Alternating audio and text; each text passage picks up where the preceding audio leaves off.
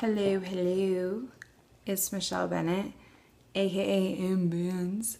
It's been a minute since I've done a video blog, and I've been in the process of getting all the camera stuff set up and getting everything right so we can come professional, but I know that doesn't really matter.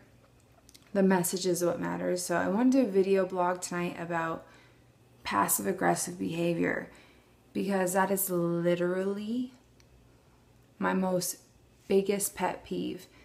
And I'll tell you why. Because I've been accused before of being like too direct, too aggressive, too this, that, and the third.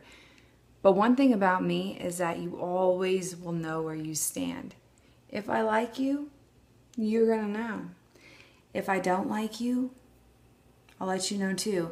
There's no I don't do manipulative stuff. I don't try to take jabs indirectly. Like if I jab at you, I'm probably going to lay you on the ground. I'm not going to do it through words and cattiness, and weak people do that stuff, in my opinion. If you have something to say to someone, say it. Or you have an issue with someone, let it be known. If you have to play baby games, it's just not personally my cup of tea. So I want to do a video blog tonight to address this, because passivity drives me crazy. And the problem is passive aggression is most often wielded by those who feel powerless and want to avoid their own true feelings. So they're projecting. Many people are taught, you guys, from a young age to suppress feelings commonly regarded as negative, such as anger, resentment, fear, and sorrow. And then those who cannot or will not express these emotions tend to engage in passive-aggressive behaviors that provide them with the means of redirecting their feelings. See what I'm saying? So passive-aggressive, or passive aggression rather, can take many forms. People who feel guilty saying no may continually break their promises because they couldn't say no when they meant it. Others will substitute snide praise for a slur to distance themselves from the intense emotions that they feel. And then more often than not, such behavior is a cry for help uttered by those in need of compassion and gentle guidance. And sometimes it gets tiring to be the one to always have to coddle grown people. Bernie, stop licking. Bernie's back there giving himself a pedicure. I love that dude. Love him. But he's so bougie. Anyway, when we recognize that passive-aggressive behavior and patterns in the behavior of others, we should never allow ourselves to be drawn into a struggle for power. Passive aggression is most often wielded by those who feel powerless in the face of what they perceive as negative emotions, because they hope to avoid confronting their true feelings. So running from the truth is not going to make the truth go away. When they run from it, they feel that they're in control. And then they do not display overt emotion, and often cannot understand how they have alienated their peers. They think that everyone else is the problem. I've seen people like this go crazy, go buck wild, and then cry and throw temper tantrums like they're 14, or better yet, 4. And then afterwards say you're the problem. And they do everything to try to make you the problem because they want to avoid having to deal with themselves.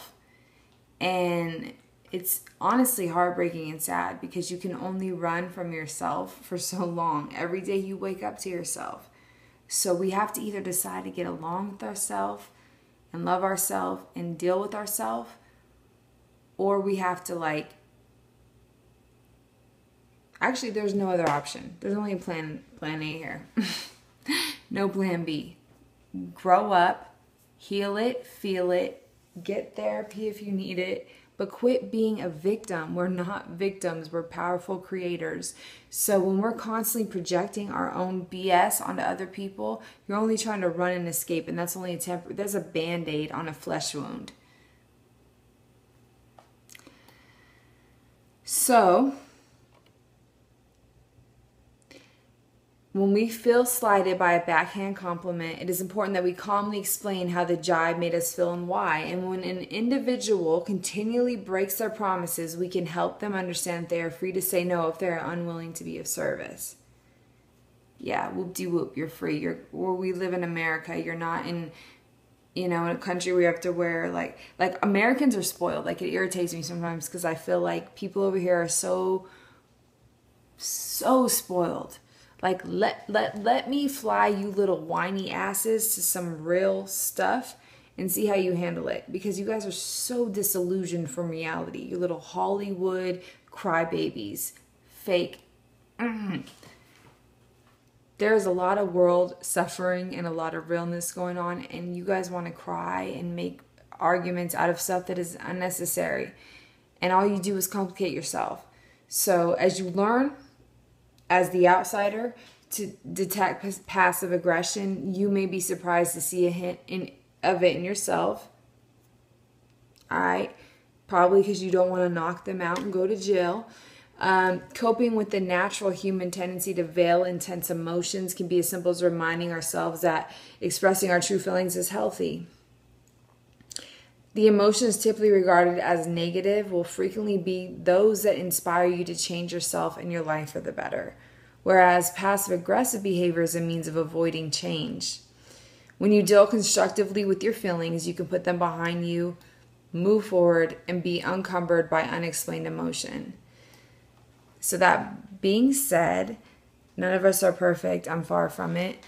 But it's funny because I do get accused a lot of being aggressive. I'm not aggressive. I call it real. What you see is what you get. If you put out, you're going to probably get that back from me. If you put out love, you're going to get that back. I'm just a mirror. Mirror, mirror on the wall. MBennz will expose you all. Alright, anyways, love you guys. Peace, love, and light. 2014 is going to end up with a hoorah. It's going to be a really good year. I'm really excited. I'm really, really grateful. I'm in a good place. I've never been in a better place, to be honest. And I hope you guys all are in the same place. And a lot is in store. So thanks for tuning in and more to come. Much love, you guys. Star kids. Oh, Bernie, I want to say bye.